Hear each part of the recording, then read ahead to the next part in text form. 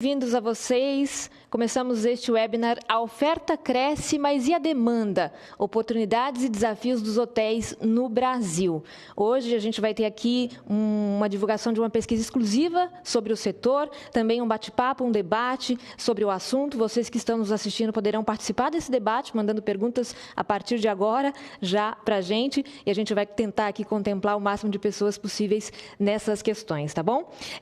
Hoje a gente vai falar aqui de uma pesquisa que mostra que, apesar de o desempenho dos hotéis ter caído mais de 50% no ano passado, os investimentos têm crescido. Aliás, têm chegado muito perto do nível pré-pandemia. Como que isso é possível? Tudo isso a gente vai mostrar aqui para vocês durante este webinar. Eu lembro que este webinar é o primeiro de uma série, na verdade, uma jornada de eventos que a gente vai fazer, começando hoje. São mais 6 webinars até outubro, em que a gente vai debater insights, falar principalmente de perspectivas para o setor hoteleiro aqui no Brasil. E toda essa jornada de conhecimento que a gente vai caminhar, traçar juntos aqui, vai terminar no principal evento, um evento híbrido, em novembro, 18 de novembro, que é o Fórum de Operadores Hoteleiros do Brasil. Promovido pelo FOB, que é justamente o fórum, né?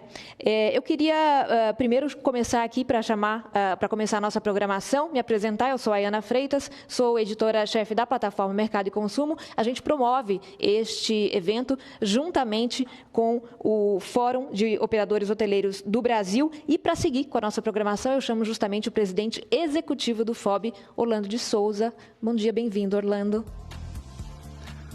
Bom dia a todos. Obrigado pela presença aqui nesse nosso fórum, ainda que presença virtual, mas isso é o que nós temos atualmente, né? É o que nós podemos fazer.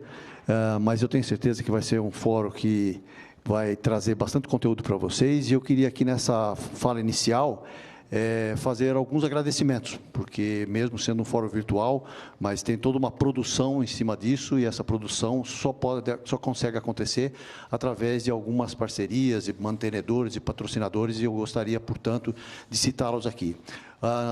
Entre os nossos mantenedores, aqueles que são associados do FOB, mas não como associado hoteleiro, mas sim como mantenedores que ajudam a entidade a promover as suas operações e as suas ações, nós temos a CVC Corp, a Elo Cartões, a Equipotel, o Grupo R1, que nos oferece toda essa estrutura para fazermos esse evento virtual, a Omnibis e a Vega IT. Esses são mantenedores da nossa entidade.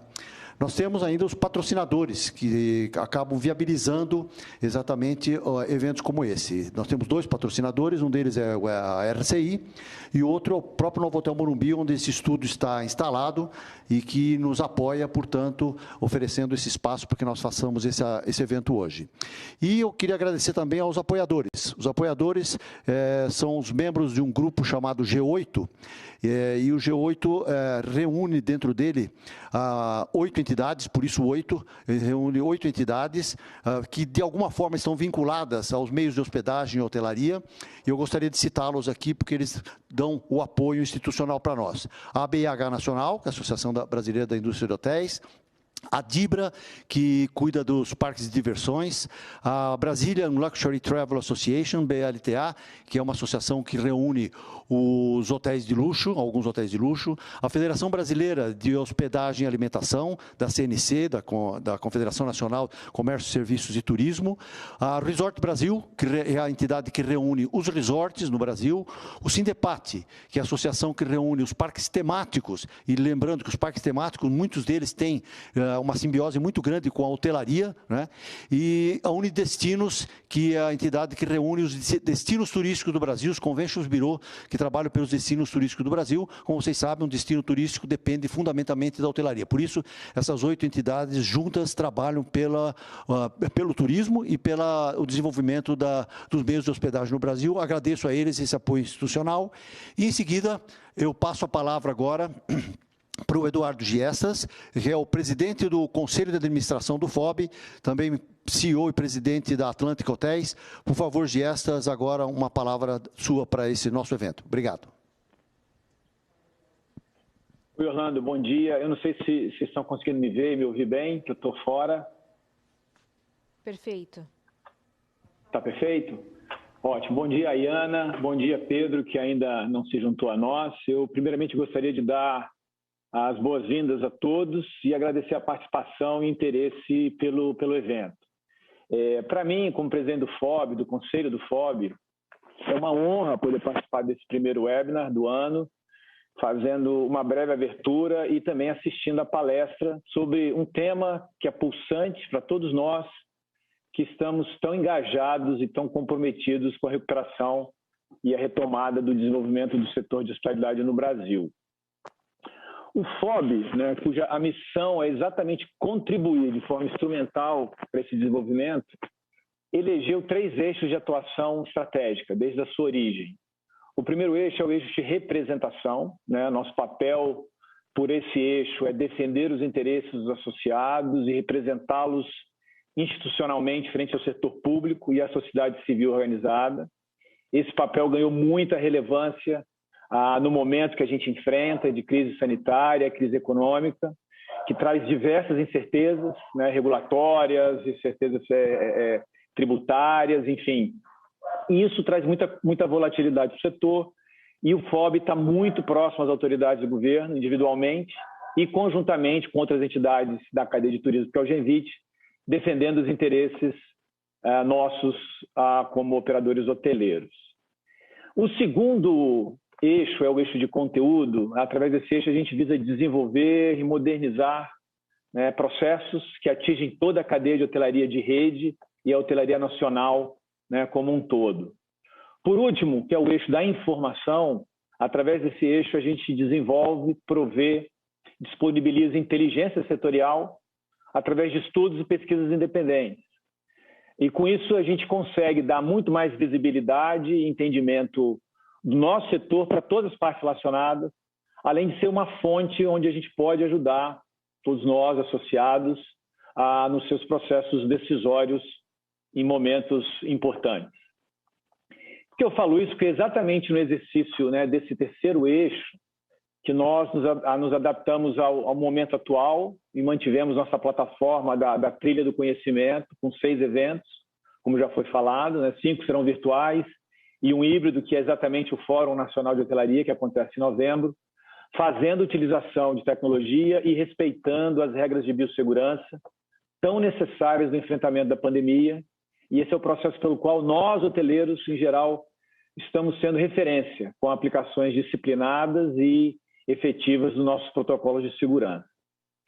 Eu não quero me alongar, Orlando, e nem antecipar o conteúdo do debate, que não só é muito interessante, como eu diria prudentemente otimista, né, dando uma perspectiva positiva sobre o futuro potencial do nosso setor. São dados importantes, pois em momentos de crise e pressão, nós temos que, mais que nunca, embasar nossas decisões em fatos e estatísticas e não intuições e opiniões vagas, né? Então, assim eu encaro esse riquíssimo trabalho que foi feito a 4 mãos pelo Hotel Invest e pelo FOB. Eu espero que vocês aproveitem o debate e que seja, de fato, bastante enriquecedor. Devolvo a bola para vocês, Orlando. Obrigado e bom evento. Obrigada, Pedro Giestas. Obrigada também ao Orlando, que falou agora aqui há pouquinho com a gente. A gente vai agora justamente dar seguimento ao evento, falando dessa pesquisa citada pelo Pedro Giestas. E essa pesquisa traz dados muito importantes, porque ela mostra, por exemplo, que o setor tem sido alvo de muitos investimentos no Brasil. E a gente vai falar, né, o Pedro vai falar para a gente, vou apresentá-lo daqui a pouquinho, onde estão justamente essas oportunidades aqui no Brasil, no setor hoteleiro, o que elas mostram quando a gente pensa em confiança dos investidores na economia do Brasil também, porque é uma evidência disso, né? Elas são uma evidência disso, que modelos devem se destacar nos momentos que estão por vir e o que a gente pode esperar também do turismo de negócios. Ou seja, a gente vai mostrar que, claro, a crise afeta o setor, afetou bastante, mas existem também muitas oportunidades surgindo por aí. Dou então as boas-vindas ao Pedro Cipriano, sócio-diretor da Hotel Invest. Bom dia, Pedro. Bem-vindo aqui ao nosso webinar. Bom dia, como vai? Obrigado pelo convite. Posso começar? Pode começar. Muito bem. O palco é teu. Tá ótimo. Bom, mais uma vez, obrigado pelo convite, Orlando, Gestas. Prazer estar com vocês, todos que estão nos assistindo. Essa apresentação que eu vou fazer, eu vou tentar ser bastante breve, trazendo aqui um pouco de informação em relação ao estudo que foi feito pela AutoInvest em parceria com o FOB. Esse estudo, ele envolveu nada mais, nada menos, na verdade, do que 34 das principais redes hoteleiras que atuam no Brasil. Então, a gente tem aqui um universo que é um universo bastante representativo. Eu vou comentar em grandes linhas a minha apresentação praticamente em 3 grandes áreas. Uma primeira em relação à nova oferta, que a gente tem hoje de investimento no pipeline de hotelaria no país. Num segundo momento, eu vou falar um pouquinho sobre perspectivas de desempenho, trazendo aqui dados do FOB e como que algumas das principais praças estão reagindo em relação à recuperação da pandemia. E, por fim, eu trago aqui alguns insights e algumas perspectivas do que a gente enxerga, do que a gente pode trazer como visão de futuro para o nosso setor. Passando primeiramente em relação à nova oferta, uma informação que para a gente é bastante relevante e gratificante dividir com o mercado é o seguinte: no ano passado existiam 169 hotéis em desenvolvimento. Não é novidade que nosso setor ele sofreu bastante. A gente teve quedas de receita geralmente acima de 50% nas principais praças do país. Porém, esse pipeline, do ponto de vista de nova oferta, ele se mantém relativamente constante. Os números não oscilaram muito. Dos 169 hotéis, 46 foram cancelados em razão da pandemia, 24 foram inaugurados ao longo dos últimos 12 meses e, curiosamente, 48 novos projetos foram assinados. O resultado dessa equação, ele traz o quê? Na edição atual, temos 147 hotéis em desenvolvimento no Brasil que perfazem algo próximo a 6 bilhões de investimentos. Trazendo um pouquinho de destaque esses 48 novos hotéis, ao nosso ver, o que isso traz de informação para o mercado? Traz uma confiança dos principais investidores para esse perfil de ativo, de que o mercado ele vai se recuperar e a gente vai ter um patamar em médio e longo prazo mais próximo àquilo que se espera natural para o setor hoteleiro. Nesse slide seguinte, eu mostro para vocês que, do ponto de vista de curva de desempenho, na prática, essas curvas são muito semelhantes. Tanto da edição anterior como da edição atual, a abertura prevista ela é muito parecida ao longo das duas edições, com um pequeno atraso médio de 14 meses, em razão do momento delicado que a gente está vivendo em relação à pandemia. Das 34 redes consultadas e que fizeram parte do estudo, 21 delas têm hotéis em desenvolvimento no Brasil ao longo dos próximos anos, até 2025, e a gente perfaz aqui alguma coisa próxima a 46 marcas de hotéis, tanto hotéis nacionais, ou tanto redes e marcas nacionais, como redes e marcas também internacionais. Eu vou trazer aqui alguns cortes que me parecem relevantes para dividir com todo mundo. O primeiro deles é em relação a como se divide essa pizza de investimento em 3 grandes grupos. O primeiro grupo em relação a hotéis econômicos e mid-market, o segundo grupo, na verdade, em relação aos hotéis mid-market, e o terceiro dos hotéis mais sofisticados. Aqui, tanto a hotelaria upscale como de luxo. É verdade que esses hotéis mais sofisticados, eles têm uma participação não mais do que de 7% no total de UHs em desenvolvimento, dos apartamentos em desenvolvimento. Porém, do ponto de vista de investimento, essas poucas unidades, elas perfazem quase 1/3 dos investimentos. A gente tem 11 hotéis mais sofisticados em desenvolvimento no Brasil, boa parte está concentrada na cidade de São Paulo. Desses 11 hotéis, 6 marcas foram divulgadas, são marcas fortes, são marcas relevantes e são marcas que também trazem, para além de um modelo de negócio distinto do que hoje tem operação no Brasil, um perfil de investidor também distinto. São alguns fundos de investimento que apostam no mercado hoteleiro, o que, de alguma maneira, ajuda também para que, numa nova onda de desenvolvimento, parte desses fundos comecem a olhar também para outros perfis de ativos que perfazem algumas das possibilidades em relação ao mercado hoteleiro no Brasil. Um segundo corte que eu acho interessante dividir com todo mundo é o que representa as marcas lifestyle em comparação com todos os hotéis, todos os apartamentos em desenvolvimento no Brasil. Essa fatia é uma fatia hoje ainda muito pequena. Ela não é superior a 12% do número de apartamentos. E quando a gente puxa estica esses 12%, na prática você tem ali uma concentração grande ainda em ativos que são ativos mais econômicos, ativos mais simples. Você tem uma participação relevante dos hotéis upscale e luxo nessa fatia, e você tem um mercado intermediário que ele é praticamente não atendido. Por trás dessas marcas, que são marcas lifestyle, existe um modelo de negócio que tem um apelo, que é um apelo interessante para jovens, para pessoas buscando uma proposta de valor diferente da hotelaria tradicional. Na prática, existe espaço para todas elas. Agora, nesse nicho de mercado hoje ainda existem poucos projetos em desenvolvimento, principalmente nas capitais, que são mercados geralmente mais diversificados, segmentados, que, ao nosso ver, trariam oportunidades para desenvolvimento de propostas nesse sentido ainda no Brasil. Um outro corte que é relevante também dividir com todos é como é que os condotéis, o que eles significam em termos de modelo de desenvolvimento hoje no Brasil. Não é novidade que esse modelo de negócio, geralmente, ele representou a maior parte dos desenvolvimentos de hotéis no país. Hoje, eles perfazem 51% da oferta de desenvolvimento, e desses 51%, metade teve ou ainda tem oferta pública na CVM. Na prática, em comparação com as últimas edições, a gente vê aqui uma perda de participação cada vez maior do condotel como modelo de desenvolvimento no Brasil, o que traz para a gente uma pergunta, que é: o condotel ele deixa de existir? Será que daqui para frente, ao longo dos próximos anos, outros modelos vão surgir? E tem aqui algumas perguntas que eventualmente a gente consegue tratar durante o debate após essa apresentação inicial. As franquias, elas vêm ganhando cada vez mais espaço no país. Hoje, elas representam 24% do total de apartamentos em desenvolvimento. Do total de projetos, isso já chega a 1/3. E a resposta para esse incremento das franquias, ela se dá em razão do perfil de cidade que hoje recebem hotéis no país. Cidades com menos de 50 mil habitantes, cidades com até... Na verdade, as cidades com até 300 mil habitantes, elas já representam 50% de todo o pipeline em desenvolvimento. E, principalmente nesse perfil de cidade, as franquias elas ganham cada vez mais espaço. Alguns breves indicadores do estudo, trazendo para vocês alguns destaques. A gente tem aqui o interior como foco dos principais desenvolvimentos, 61% dos hotéis em desenvolvimento. A região sul e sudeste, ela representa mais de 75% dos hotéis que hoje estão em construção pelo Brasil, por uma razão muito simples. Existe aqui uma concentração econômica forte nesses polos, e isso justifica a maior parte dos hotéis ainda estar nesse eixo do país.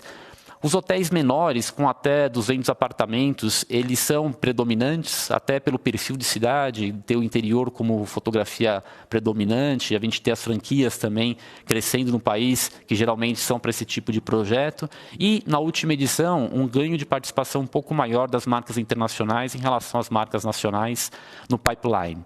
Até a última edição, a gente tinha 50% praticamente nacional, 50% internacional, e nesse último estudo, as marcas internacionais têm uma ligeira predominância em todos os hotéis em desenvolvimento no país.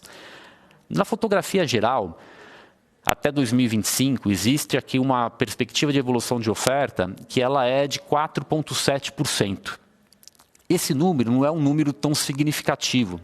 Na prática, a gente fala de uma evolução de hotelaria tradicional que ela se dá próxima a 1% ao ano. Qual que é a grande mensagem por trás disso? Se a oferta ela não cresce, na prática, todo o potencial de recuperação da hotelaria, não somente para patamares pré-crise, mas também para patamares desejáveis, pensando na onda de recuperação que a gente já enxergava para além de 2019, ela vai se dar com o país voltando a crescer.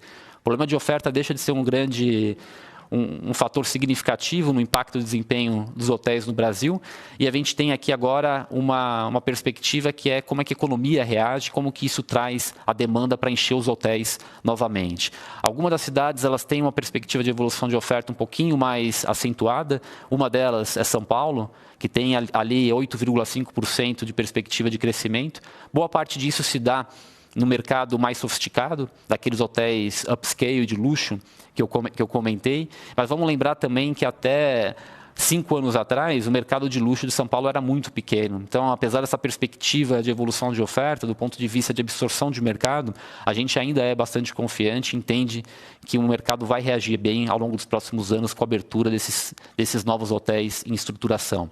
Até porque, para além de novos apartamentos, eles trazem também novas propostas de valor e certamente isso ajuda na indução de uma demanda que hoje que não é atendida, ou pelo menos é parcialmente atendida pelo mercado dos hotéis atualmente em operação. Uma fotografia um pouco mais pontual do que existe em estruturação, com abertura prevista em 2021, daqueles 4,7%, 2,1 pontos percentuais deve abrir ao longo de 2021, mas que, em comparação com a oferta hoje existente, também traz aí uma perspectiva de evolução modesta. O atual momento de mercado na hotelaria não é novidade que ele é complexo, ele é difícil. E parte disso tem feito com que alguns hotéis, infelizmente, fechassem. Na prática, quando a gente fala de uma evolução de oferta de 4,7% e compara isso com alguns fechamentos recentes e que eventualmente ainda possa existir no nosso mercado, esse crescimento de oferta ele pode ser até negativo em algumas praças. Para além da hotelaria tradicional, evidentemente existem outros modelos de negócio sendo pensados. Os próprios residenciais com serviços hoteleiros, eles devem crescer e devem de alguma forma impactar o setor, e a gente pode conversar um pouquinho sobre isso ao longo da nossa conversa. Agora, olhando para as marcas que são praticamente, que atuam exclusivamente no mercado hoteleiro, essa evolução ela é baixa ainda. Eu vou trazer mais 2 slides em relação à nova oferta, e depois eu vou começar a falar um pouquinho sobre desempenho.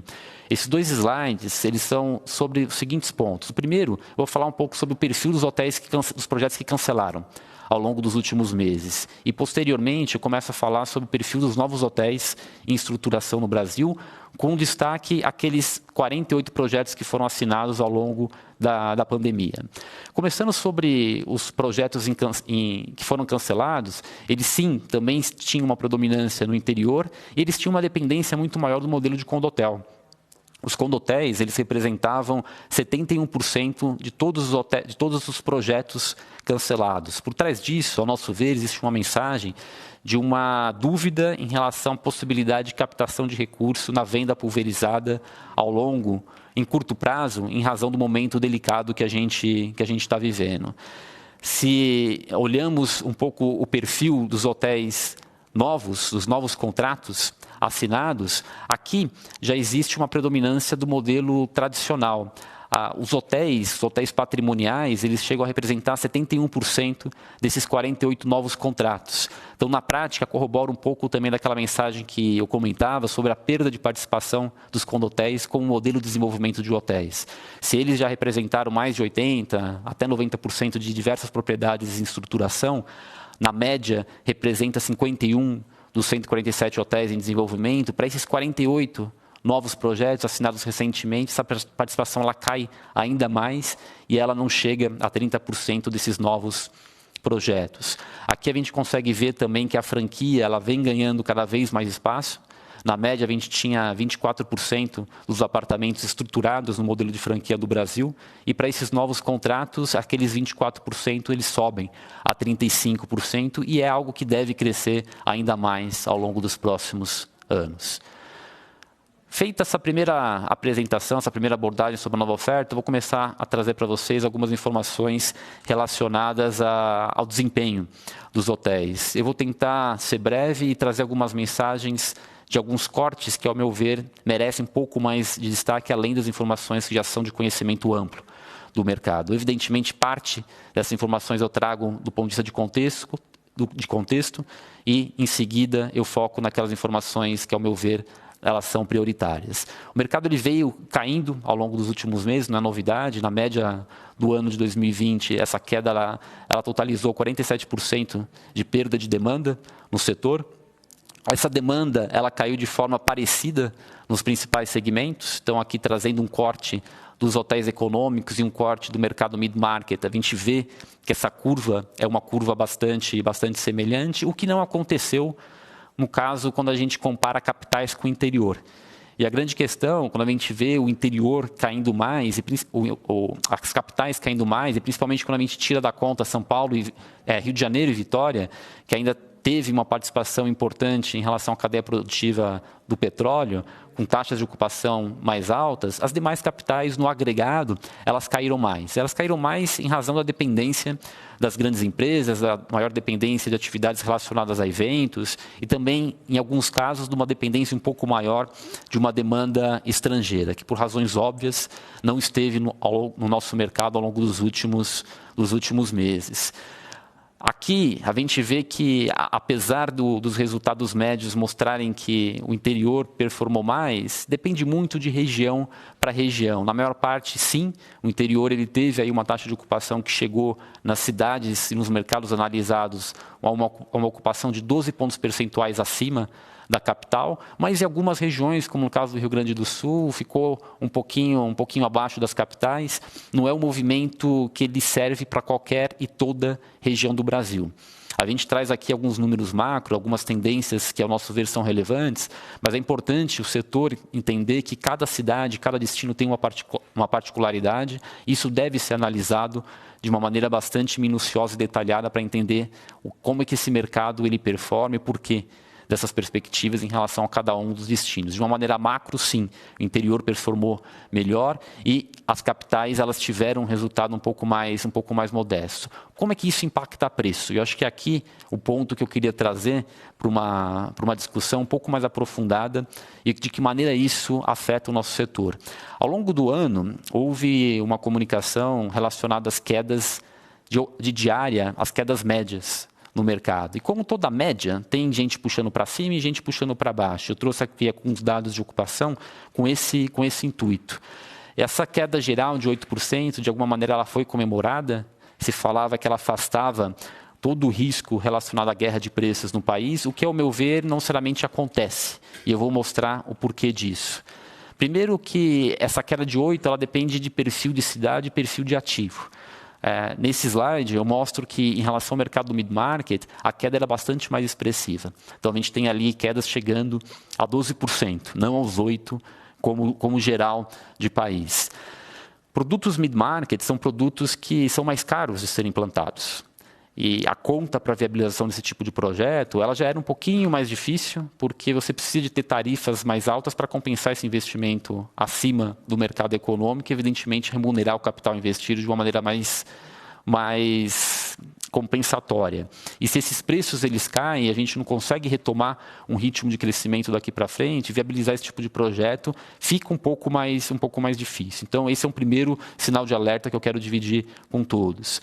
A gente viu anteriormente que as capitais elas tiveram uma queda mais acentuada em relação à ocupação. Isso fez com que os preços que estavam um pouco mais resilientes ao longo do primeiro semestre do ano passado, eles caíssem numa velocidade mais expressiva ao longo do segundo semestre e até chegando a quedas maiores do que o próprio interior. Esses movimentos dos últimos meses, dos últimos períodos, eles são aqueles que a gente enxerga com um pouco mais de preocupação. Não que estamos numa guerra de preços, não que isso é algo bastante crítico atualmente no setor, mas é um sinal que ele precisa ser entendido, ele precisa ser conversado para que a gente consiga reverter essas tendências e chegar a patamares de desempenho um pouco mais favoráveis à medida que o ambiente sanitário permitir.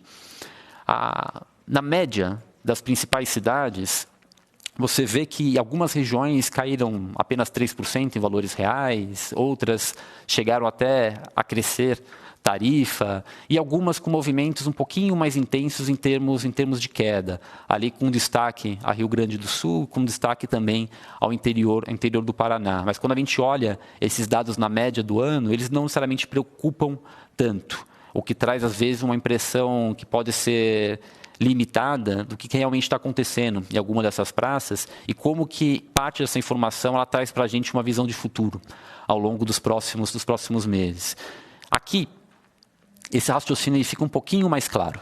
Né? O que a gente fez? A gente pegou o desempenho em termos de tarifa do primeiro trimestre de 2020, comparando com 2019, que são as colunas em verde, e a gente pegou o desempenho do último trimestre de 2020, comparando também com o último trimestre de 2019, para mostrar que, apesar da média do ano as quedas serem pouco expressivas, aqueles 8%, nos últimos meses, essa queda ela se acentuou. e ela chegou próxima a 30% em algumas praças, como é o caso de São Paulo, como é o caso de Porto Alegre, e chegou também próximo entre 15% e 18% em algumas outras cidades relevantes. Se esse movimento ele continua daqui para frente, aqueles 8% que eles tiveram ainda no primeiro trimestre amortecendo, né, com diárias crescendo e ocupações muito mais expressivas, a gente pode entrar numa trajetória, numa tendência de queda de preço um pouco mais acentuada daqui para frente. Se pode comentar, bom, isso se dá em razão das tarifas públicas de um perfil de segmentação. Sim, parcialmente isso acontece e impacta em preço. Mas a gente também tem visto em diversos mercados uma renegociação das tarifas para baixo, e essas próprias tarifas públicas, a partir do momento que elas caem muito, elas podem afetar também as tarifas negociadas e trazer uma tendência um pouco mais negativa em termos de evolução de diária daqui para frente. Acho que esse é o recorte que, ao nosso ver, ele é relevante e é importante a gente destacar ao longo dessa nossa conversa. E por que eu falo isso? Eu falo isso por uma razão relativamente simples. Quando você pega o desempenho de 2020 comparado com 2019 e vê essas quedas ainda modestas na média do ano, agora, com a intensificação de queda no último trimestre, a distância entre o desempenho atual e o pico histórico, em termos de diária, ele fica cada vez mais longe. Hoje, a gente tem ainda diárias que estão entre 19% e 60% abaixo do pico histórico. Vamos lembrar que pico histórico não necessariamente significa períodos como Olimpíadas, períodos como Copa do Mundo, mas sim até diárias, que eram diárias de 2012, 2013, que atualizadas a valor presente, elas trariam aí uma distância muito expressiva em relação ao que a gente desempenha hoje. Para além de uma diária mais baixa, o mercado ele teve um custo operacional mais alto ao longo dos últimos anos, e isso espremeu bastante margem. Aqui é importante a gente ter esse olhar por uma razão muito simples. Se o mercado não retoma um ritmo de crescimento de tarifa e a gente não consegue chegar mais próximo a esse pico histórico, na prática, a viabilização de novos projetos ela passa a ser um pouco mais delicada. Porque os hotéis novos eles fazem sentido a partir do momento que existe uma perspectiva de crescimento de demanda, e esse crescimento de demanda leva uma pressão de preço para que a gente tenha uma perspectiva de distribuição mais favorável. E tudo isso tem que acontecer para que a gente consiga ainda trazer mais investimentos e diversificar ainda mais o mercado hoteleiro no Brasil. Por fim, do ponto de vista de desempenho, a gente comparou como que alguns dos mercados que conseguiram segurar um pouquinho mais a tarifa, ter uma tarifa ou estável, ou até um leve crescimento, o que isso trouxe em termos de variação de ocupação e o que isso trouxe também em termos de variação de RevPAR. Na coluna verde, a gente vê o quê? Esses hotéis que não caíram tarifa, na prática, eles não tiveram apenas uma queda de ocupação menor, mas também tiveram até 13 pontos percentuais de RevPAR acima do que foi aqueles hotéis que entraram numa guerra de preço um pouco mais expressiva. Evidentemente, isso aqui traz um retrato de uma média do país. É importante a gente conhecer as micro-realidades. Agora, de todas as formas, é uma forma quantitativa da gente ver que, sim, essas guerras de preço no momento atual, elas não geram uma demanda adicional e a gente tende ainda a ter resultados mais negativos ao longo do período com essa estratégia ganhando mais espaço no país. Por fim, eu vou trazer aqui algumas breves reflexões em relação às perspectivas, alguns insights que a gente enxerga que podem ajudar a prever o que vem um pouquinho pela frente ao longo de recuperação do setor. A primeira questão é a luz no fim do túnel, ao nosso ver. E para isso, eu trago aqui algumas informações em relação ao mercado internacional no primeiro momento. Nos Estados Unidos, a gente vê que até o começo do ano as ocupações elas eram abaixo de 40%, elas eram mais próximas a 35%. Só que naquele momento que não existia ainda vacina crescendo, você tinha um volume de contágio grande diário. A gente tinha 245 mil novos casos em média por dia nos Estados Unidos. A partir do momento que o setor ele conseguiu conter esse número de novos casos, a ocupação ela já reagiu. Em meados de fevereiro, ela chegou a 50% e hoje ela já até passou de 60%. Não necessariamente a vacina ela precisou ganhar muita atração. para que isso acontecesse. O mero fato da curva de novos casos ela ter arrefecido, isso ajudou já na recuperação do setor hoteleiro. E, evidentemente, quando a vacina ganhou mais tração, essa recuperação ela ganhou ainda mais força. A mesma coisa acontece quando a gente olha para o Oriente Médio. Nos primeiros dias do ano, a ocupação ela já era próxima a 60%, ela oscilou entre 50% e 60% ao longo do primeiro trimestre. A vacina ainda não existia no começo do ano, só que o número de novos casos era baixo e, com isso, já foi possível retomar parte do mercado hoteleiro de uma maneira um pouco mais expressiva. A mensagem que eu quero trazer aqui é, se a gente consegue conter a curva de novos casos, na prática, o mercado ele já começa a sinalizar um ritmo de recuperação e, evidentemente, quando a curva de vacinação ganha tração, isso ajuda ainda mais o nosso mercado. Muito bem, como é que isso impacta no Brasil, do ponto de vista prático? Ao longo da primeira onda de contágios, que é esse gráfico em área, em cinza, a gente viu ali em meados de julho, agosto, tanto a hotelaria performando com ocupações próximas a 20%, como o volume de oferta aérea também na casa dos 20%. O mercado ele começou, a primeira onda foi controlada e, com isso, ao longo de outubro e novembro, a ocupação dos hotéis saiu de 20% para 40%, na média dos mercados analisados. O mercado, a oferta aérea, ela chegou a quase 75% no comecinho desse ano. Junto a essa recuperação do setor, veio uma segunda onda e, evidentemente, isso travou o nosso mercado e fez com que tantas ocupações como o volume de oferta aérea caísse de uma forma expressiva de novo. Agora, o que vem pela frente? Vem pela frente, ao nosso ver, no segundo semestre, com uma tendência de recuperação mais clara. E o que significa isso? Significa a seguinte questão. Do ponto de vista de novos casos, a gente vê ali que de março para abril, esse volume diário, em média, ele já começou a cair. É uma tendência ainda recente, evidentemente a gente precisa olhar com muito cuidado para esses números, mas se ao longo dessa própria reabertura das capitais, essa curva ela continua caindo e ganhando patamares menos expressivos, e junto a isso, essa linha pontilhada verde, que representa o percentual da população imunizada, ganha tração até setembro, tendo aí uma expectativa de chegar até metade, pelo menos, da população adulta vacinada nesse horizonte. Assim como os mercados internacionais reagiram, é natural que o nosso mercado também reaja. Essa curva de população imunizada, ela vem de um estudo que foi divulgado pela XP, mostrando uma expectativa um pouco mais favorável daqui para frente, uma vez que boa parte dos insumos já está equacionado para a vacinação de uma parcela significativa da população, e a gente conseguiria ter uma abertura econômica um pouco mais concreta e, com isso, uma possibilidade de reabertura do país de forma também um pouco mais rápida. Esse raciocínio ele começa a ganhar um pouco mais de força quando a gente olha também o número de vacinas contratadas pelo governo brasileiro.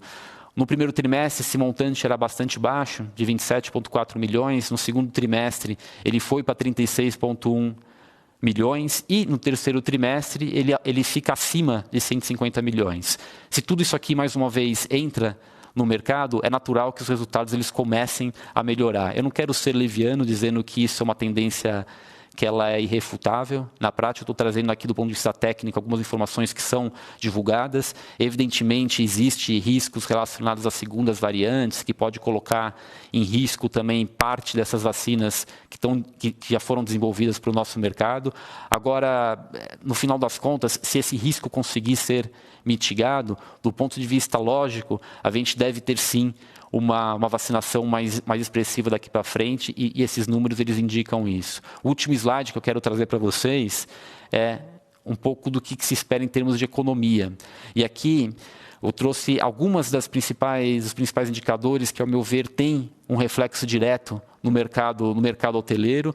Trouxe como esses indicadores performavam em 2019, o que aconteceu em 2020 e qual que é a expectativa dos principais analistas em relação a 2021 a 25, na média do período. E a mensagem que eu quero trazer, mais do que olhar cada um deles, é que quando você compara essas principais linhas, a gente vê que a expectativa de performance atual, ela não é muito diferente do que a gente já performava em 2019.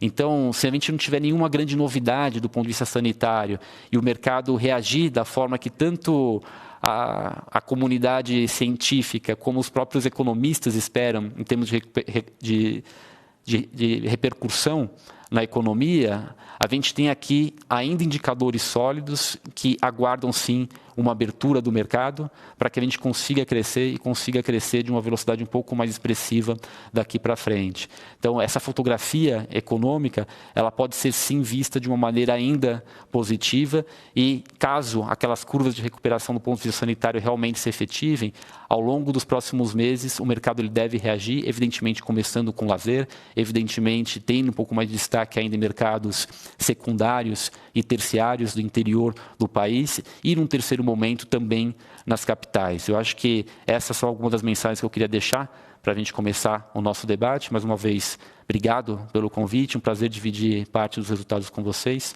Espero que a conversa, os indicadores ajudem na tomada de decisão do setor do ponto de vista tanto estratégico como quem está no dia a dia da operação dos hotéis. Obrigada, Pedro Cipriano, sócio-diretor da Hotel Invest. A gente vai, então, para essa segunda parte do nosso webinar, que é justamente esse momento em que a gente vai abrir para as perguntas de vocês que estão nos acompanhando. Mais de 1.700 pessoas nos acompanhando hoje na nossa audiência. Agradecemos de antemão já a presença de vocês. Eu chamo Orlando de Souza, presidente executivo do FOB, para se juntar a gente, para também fazer parte aqui desse bate-papo, desse debate. Eu vou começar com uma pergunta que chegou, que é especificamente sobre a pesquisa, Pedro. A Cláudia Marubayashi diz o seguinte: nesse estudo de oferta, já são considerados os fechamentos de hotéis que ocorreram nos últimos meses? Não. Nesse estudo de oferta, até é importante que assim eu traga alguns esclarecimentos. Aqui a gente traz o quê? A perspectiva de abertura de hotéis urbanos vinculados a redes hoje em operação no país.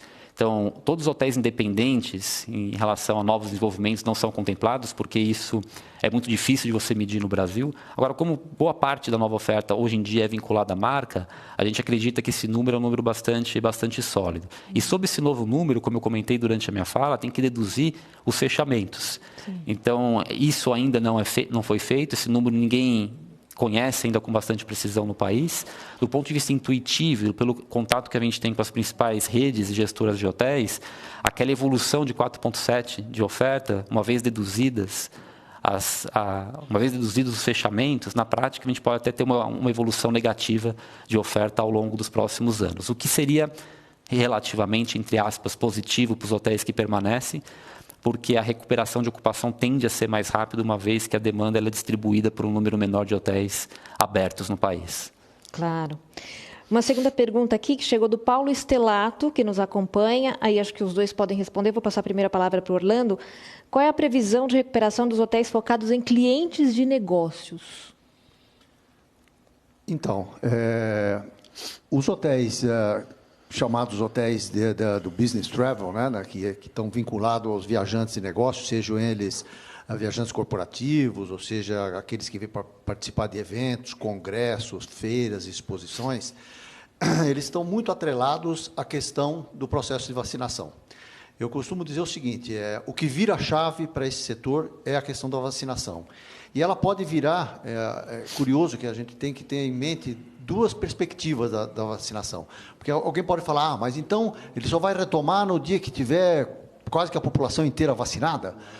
Não necessariamente, mas a quantidade da vacinação vai dar uma segurança que vai permitir que esses viajantes, principalmente vinculados a essas viagens corporativas, onde muitas vezes as corporações têm que decidir se essas pessoas vão viajar, ou seja, é uma responsabilidade, eu costumo dizer que isso é uma responsabilidade do CNPJ, não do CPF, tá certo? Não é a pessoa que decide, mas muitas vezes é a corporação que decide. Para ela tomar essa decisão de permitir que os seus quadros participem de congressos, convenções, ou mesmo que faça uma viagem pura e simplesmente de negócio, ela vai ter que ter um panorama de segurança muito grande, e isso, a quantidade de vacinação, sim, é muito importante. Dizem aí os especialistas que alguma coisa em torno de 70% da população vacinada vai permitir um cenário onde essas corporações já vão autorizar muito mais as viagens dos seus quadros. Mas tem uma outra componente que é meio psicológica, né? Porque, como o Pedro mostrou, se o processo de vacinação evoluir em função da quantidade bem grande de perspectivas de vacinas adquiridas no terceiro trimestre, se esse processo de vacinação começar a mostrar uma curva de desenvolvimento bastante forte, isso daí, psicologicamente, já vai preparar as pessoas para uma determinada viagem. Não necessariamente teremos que chegar nos 70% para que haja um processo de recuperação. A hora que se sentir que há um processo de vacinação consistente, que evolui rapidamente, eu acho que isso daí também começa a destravar. Claro que vai destravar, tanto mais tenha pessoas vacinadas, mas eu acho que isso daí começa uma evolução. Portanto, eu acho que a evolução vai ser lenta, no caso do business travel, diferentemente do lazer. O lazer vai ter uma demanda reprimida muito grande, esse processo de vacinação vai destravar muito rapidamente, mas no business travel vai ser mais lentamente, vai começar, talvez, lá para o terceiro trimestre e muito mais do ano que vem. Começa pelo menos um planejamento, digamos assim, né? Uma segurança para se planejar. Você respondeu já uma parte de outra pergunta que chegou aqui, que é da Carla Palmeira, que era justamente se vocês acreditam que a recuperação virá apenas com a velocidade da vacinação. Já está um pouco, acho que, resposta, não sei se você quer complementar alguma coisa. Tá. Acho que sim, né? E para você, eu dirijo também essa pergunta anterior do Paulo e também a da Carla agora. A previsão de recuperação dos hotéis, então, focados em clientes de negócios e no caso da Carla, se você acha que tudo isso tem, como disse Orlando, sobretudo a ver com a vacinação e a velocidade, né, da vacinação. Eu acho que a gente tem aqui 3 variáveis que são importantes para se analisar. A primeira delas, como o Orlando comentou, é controle sanitário. Evidentemente, não só vacinação, mas controle de novos casos. É importante que isso aconteça para o mercado hoteleiro reagir. A segunda questão é o que acontece com a economia. Há estímulos para novos investimentos, para as pessoas viajarem, prospectarem negócios. Tem aqui um segundo ponto, que é um ponto relevante. Um terceiro ponto, que são questões comportamentais, que estão relacionadas a como que a pandemia ela muda a própria lógica de viagens pelo país. Será que esse tipo de encontro que a gente está tendo, com interações mais online, eles vão substituir parte das viagens pelo país? Tem algumas coisas que são mais fáceis de responder e outras que são um pouco mais difíceis. Começando pelas questões que são mais fáceis, quando a gente olha para os Estados Unidos e vê ali um volume de população próximo a 35% vacinada hoje, pensando na primeira e na segunda dose, e o mercado hoteleiro já atingindo patamares de ocupação próximos a 80% do que era no pré-crise, fala, opa, você não precisa chegar aos 70%, como o Orlando comentou. Você tem que estar ali uma curva ascendente e, mais do que essa curva ascendente, olhar o número de casos controlados e os hospitais também vazios, caso alguém fique doente. No Brasil, a gente tem ainda a ocupação dos leitos muito alta, a gente tem um volume de novos casos gigantesco e tem uma vacinação que ainda não cresceu. Quando, primeiro, provavelmente, cai um pouquinho os novos casos, a curva da vacinação ela começa a ganhar tração e, evidentemente, os hospitais começam a ficar um pouco mais vazios e o mercado ele começa a reagir de forma um pouco mais clara. Se aquelas previsões que não são nossas, mas são das fontes consultadas, elas sinalizam que até junho a gente chegue aí entre 20% e 30% da população vacinada, é natural que, a partir do segundo semestre, o mercado ele reaja. A gente não sabe se vai voltar a 70%, na verdade a gente sabe que não vai voltar a 70% de uma vez, mas eventualmente chegar a 30%, chegar a 40% e por aí ficar num momento de média de país, com algumas cidades se destacando, pode ser algo ainda razoável para se esperar em relação ao nosso país. Do ponto de vista econômico, os Estados Unidos tiveram uma injeção de mais de 2 trilhões em planos relacionados à infraestrutura e para movimentar o país. Então, não é só a pandemia que está sendo controlada, mas também existe uma injeção monetária gigantesca para fazer a economia reagir, o que ainda no Brasil não temos. Está longe de ser nessa magnitude. E, certamente, algum percentual aí de mercado ele deixa de existir ou é substituído. Se vai ser 50%, vão ser 5% ou 10%, a gente ainda não sabe. Agora, olhando para as referências internacionais, que estão mais próximas do que eram antes, ao nosso ver, esse talvez seja um risco mitigável, contanto que a economia reaja e essa curva de recuperação ela aconteça. A gente acha que é difícil trazer precisões, números exatos, mas é um pouquinho da lógica que a gente enxerga o mercado e que pode ajudar nas tomadas de decisões ao longo dos próximos meses em relação à recuperação do setor. E tem alguns dados que já corroboram um pouco o que você disse que, por exemplo, a faixa etária de mais idade que já foi vacinada, já se vê uma queda de internações e mortes, enfim, da faixa etária que foi contemplada pela vacinação, né? Então, claro, falta muita gente ainda para ser vacinada, muitos outros públicos, inclusive, estão agora sendo hospitalizados, né, pessoas mais jovens, mas a gente já pode deduzir daí, não adivinhar, mas deduzir daí que vai ocorrer mesmo essa recuperação gradual, né? Você sabe, Ana, até fazendo um comentário adicional, é curioso porque quando você conversa com os principais investidores de hotelaria no mundo, evidentemente a gestão de caixa hoje é a maior preocupação das principais, de todo mundo, em curto prazo. Só que a segunda maior preocupação não é essa. A segunda maior preocupação é crescer, é ganhar escala, é movimentos relacionados à aquisição, a trazer mais projetos para dentro. Será que essas pessoas são ingênuas? Eu acho que não. Eu acho que as pessoas estão longe de ser ingênuas. Se enxerga, sim, um potencial de recuperação. Quando a gente olha para os Estados Unidos, Oriente Médio, Oceania, alguns mercados um pouco mais avançados, isso já está acontecendo. A questão é em quanto tempo isso acontece. E ainda sou otimista de enxergar no segundo semestre muito melhor do que a gente está vendo hoje e com resultados mais próximos a pelo menos um equilíbrio operacional, inclusive para grandes centros urbanos. Eu acho que tudo a palavra-chave, sem dúvida nenhuma, nessa questão da retomada aí, é a velocidade. Tudo está relacionado de alguma forma com a velocidade que se vacina, com a velocidade que a curva de casos reduz, com a velocidade do desenvolvimento, a velocidade da redução, de repente, da oferta em virtude de fechamento de hotéis. Acho que essa questão é que vai determinar o segundo semestre, como que vai acontecer. Acho que a gente vai ter uma visão um pouco mais aprofundada, mais lá na frente. É verdade. Até lá, cuidado, né? Até lá, sejamos cautelosos. Uma pergunta que veio para o Pedro, mas eu vou fazer para os dois. Primeiro, Pedro, do Marcos Ravagnani, da RCI, e tem um pouco a ver com o que o Orlando já comentou aqui de turismo de lazer. Qual a sua opinião sobre a recuperação dos hotéis de lazer que podem usar seu clube de férias como impulsionador dessa retomada? Como comentou agora há pouco o Orlando, existe uma demanda reprimida aí para ser atendida, né? Pois é, a gente está falando, quando a gente fala de média de país, sempre tem pessoas, empresas, segmentos se destacando e tem outros em estágio um pouco menos avançado. Em relação ao lazer, eu acredito que é aqui hoje o grande destaque em termos de velocidade de recuperação no Brasil.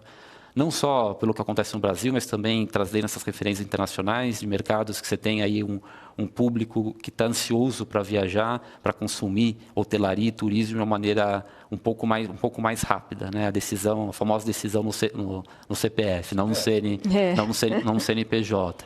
Por trás disso, qual que é a lógica? Bom, a gente perdeu emprego, a gente perdeu renda, a gente perdeu, evidentemente a gente perdeu.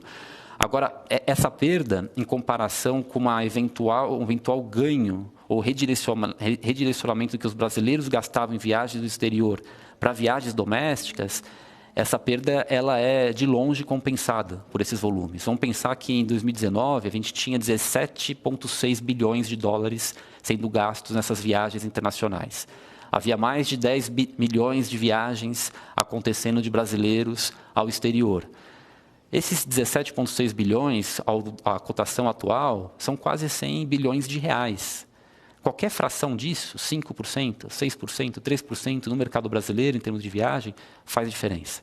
Ao longo do último trimestre do ano passado, a gente já viu isso acontecendo, resorts voltando a ter ocupações próximas até o limite estabelecido pelas regras, né? Pelas regras sanitárias, os preços sendo pressionados para cima e como isso aconteceu no Brasil e acontece também em outras realidades no mercado, não tem por que não acontecer de novo, caso essa curva de vacinação realmente aconteça. O grande risco que a gente corre é, se isso se atrasa muito, e aquelas perspectivas econômicas que eu mostrei, evidentemente elas perdem valor, e a gente começa a ter mais problema. Agora, se aquilo é factível, sim, o mercado de lazer ele deve se recuperar, o mercado relacionado a viagens compartilhadas, tanto de time sharing, como de multipropriedade, tem ganho bastante destaque no país ao longo dos últimos anos, uma perspectiva de crescimento até mesmo quando o país ele não crescia, quando a gente teve recessões em 2015, 2016. Então, a gente é otimista e a gente vê um fundamento econômico muito claro para esse mercado reagir e crescer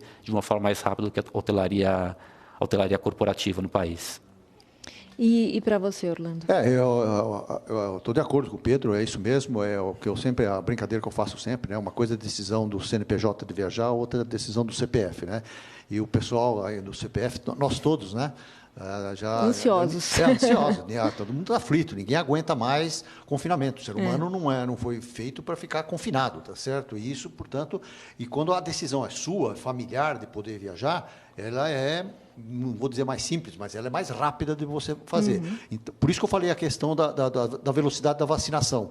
A velocidade da vacinação, nesse caso das viagens de lazer, individuais, familiares e tal, ela tem um impacto muito interessante, porque as pessoas já estão quase com o pé para fora de casa, no carro, para poder viajar, né? Se a vacinação arranca com uma velocidade muito grande e consistente, essa pessoa vai se sentir entusiasmada a poder fazer. Até porque, nos lugares para onde ela vai, claro que ela vai ser muito cautelosa para escolher para onde ela vai, tá certo? E aí entra a história dos protocolos sanitários e tudo isso, que a hotelaria já se preparou muito bem, tá certo? Não só a hotelaria, mas eu citei lá o G8, tá certo? Aquilo tudo que tem a ver com o turismo, os destinos turísticos e tudo mais, né? Parques temáticos, parques de diversões, todos eles se prepararam para receber esse público, né? E claro que vão ter regras ainda para serem observadas, mas a junção dessa aflição de estar confinado, a possibilidade de que a vacinação comece a avançar cada vez mais rapidamente, os locais preparados para isso, tá certo?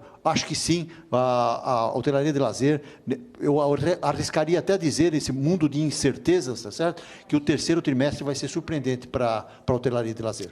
E como disse o Pedro, já se percebeu isso no ano passado, Exatamente. né? Quando houve uma pequena trégua, digamos assim, né, nas taxas de contaminação. Bom, queria agradecer aqui primeiro a presença do Pedro Cipriano, sócio-diretor da Hotel Invest, pela pesquisa, pelos insights, enfim, por participar aqui do nosso debate. Gina, um prazer. Obrigado pelo convite. Obrigada. E antes da gente finalizar, estamos aqui nos minutos finais deste evento. Eu gostaria de chamar aqui ao palco, ao nosso palco virtual, o Rafael Cesseri, sócio-diretor do Grupo R1, porque este evento não seria possível sem o apoio da R1. Bem-vindo, Rafael. Olá. Bem-vindo, Rafa. Obrigado. Obrigado mais uma vez pela oportunidade. E é bacana ali estar nos bastidores ouvindo pesquisas. A R1, que é uma grande parceira da hotelaria, a gente foi fortemente impactado por tudo isso, até porque 80% da nossa carteira estava dentro da hotelaria, e a gente acompanha de perto essa movimentação. E eu acredito em tudo que vocês falaram. Eu acho que assim é muito rico. Eu acho que para quem está assistindo também é importante ter informações como essas. E eu queria deixar aqui uma questão bastante importante com relação à tecnologia. Então, hoje, por exemplo, né, a gente está com uma alta audiência e na questão dos eventos, que são tão importantes também para a hotelaria, que isso alavanca hospedagem, alimentos e bebidas. O que a gente tem notado, por exemplo, com relação à vinda das demandas, é uma atenção bastante especial com relação à tecnologia. A gente acredita muito, tem muito se falado sobre eventos híbridos, e a gente tem ajudado, a gente já está pilotando alguns modelos, como, por exemplo, salas de eventos. A gente está equipando os hotéis onde nós estamos para que a pessoa faça suas reuniões de dentro do hotel. Então, a gente acredita que isso vai dar atração para o hotel.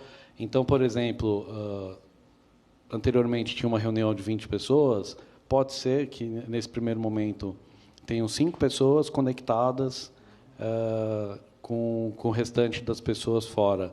E isso eu acho que é muito importante. A gente nota que a tecnologia hoje, a demanda vem através de nós, e o espaço, de fato, ficou algo no segundo momento. Então, a minha dica aqui, para quem está assistindo, os hoteleiros que estão aí desse lado, analisarem isso, prepararem os hotéis para essa nova demanda, né? O que a gente tem notado aí, que boa parte dos hotéis, principalmente com relação à internet, fica aqui pequenas dicas, e já o meu eterno agradecimento. A gente está muito junto à hotelaria. Hoje, por exemplo, esse evento está sendo transmitido de um dos hotéis da Accor. Isso mostra que a gente, desde o início, né, quando começou, a gente não abandonou, a gente está promovendo, junto à hotelaria, assim eu desejo. E, Orlando, obrigado pela oportunidade e conta com a gente sempre. Obrigada, Rafael, mais uma vez pela presença. Obrigada também a todos que nos acompanham. Orlando, suas palavras finais aqui para encerrar o nosso webinar de hoje. Muito bem, eu queria, em primeiro lugar, agradecer a todos aqueles. Foi uma grande audiência, realmente, que a gente conseguiu mapear aqui, e isso nos dá mais entusiasmo, nos dá uma responsabilidade acrescentada de fazer os novos webinars que nós vamos fazer, como a Ana já falou no início, são 6 webinars, esse é o primeiro, o próximo vai ser agora no dia 26 de maio. 26 de maio. Já temos alguma coisa engendrada para o tema, também para trazer mais informações, lembrando sempre que a ideia desses 6 webinars é terminar no mês de novembro com o nosso Fórum Nacional de Hotelaria híbrido, presencial e também tecnológico, tá certo? Como o Rafa colocou, e nós estaremos, então, durante esses 6 meses, convivendo com nossos webinars, agradecendo a audiência. Quero agradecer novamente aos nossos mantenedores, aos nossos patrocinadores, aos nossos apoiadores, que eu citei logo no início. Muito obrigado, sem vocês a gente não conseguiria. Um agradecimento também, novamente, especial aqui ao Novo Hotel Morumbi, que nos permite fazer esse evento a partir daqui, e queremos contar sempre com a audiência de vocês em todos os nossos webinars. É uma responsabilidade do FOB produzir conteúdo robusto para que a gente possa fazer o desenvolvimento da hotelaria em geral, não é hotelaria de rede, hotelaria em geral do Brasil. O FOB está disposto sempre a produzir conteúdo para auxiliar nesse desenvolvimento. Muito obrigado a todos que participaram e um bom dia para todo mundo. Obrigada, Orlando. Obrigada mais uma vez a vocês que nos acompanharam. Como reforçou Orlando, é o primeiro de uma série de 6 webinars que a gente vai promover nos próximos meses. O próximo dia 26 de maio, então todos vocês serão novamente convidados. Espero que possam estar aqui com a gente novamente. E agradeço, enfim, a participação de todos. Lembrando que essa série, essa jornada de conhecimento que a gente está chamando, né, termina em novembro com o Fórum Nacional de Hotelaria promovido pelo FOB, tá bom? Eu, em nome da Mercado e Consumo, também agradeço a vocês. Um prazer estar aqui com todos nos acompanhando. Um prazer também, Orlando. Obrigada. Até a próxima.